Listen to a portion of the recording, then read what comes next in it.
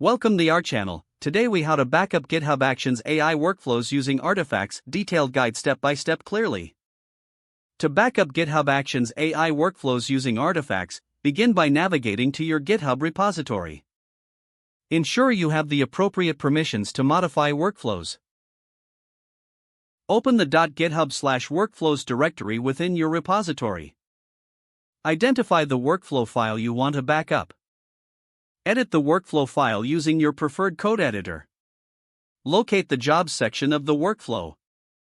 In the jobs section, define a new job specifically for backing up artifacts. Name this job something informative, like backup. Set the job's runs on attribute to an appropriate virtual environment, such as Ubuntu latest. Within the backup job, add a step to retrieve the artifacts. Utilize the actions/upload artifact action to upload the desired files.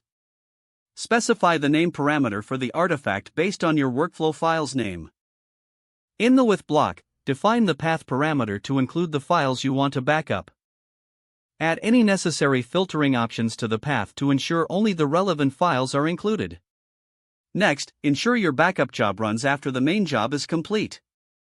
To do this, set the needs attribute of the backup job to depend on the main job.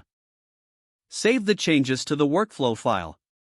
Commit and push the changes to your GitHub repository. Once the workflow runs, monitor the Actions tab for successful execution. Confirm that the artifacts have been uploaded successfully. Navigate to the Artifacts section to verify the backup of your workflows. You have now successfully backed up your GitHub Actions AI workflows using artifacts. If the page does not load, refresh the browser or try again in a private or incognito window. Make sure you are using the correct email address, then retype it carefully to avoid small typos. If your password is not accepted, use the reset option and create a new strong password you can remember. Check your spam folder for verification or security emails, then complete any requested confirmation steps.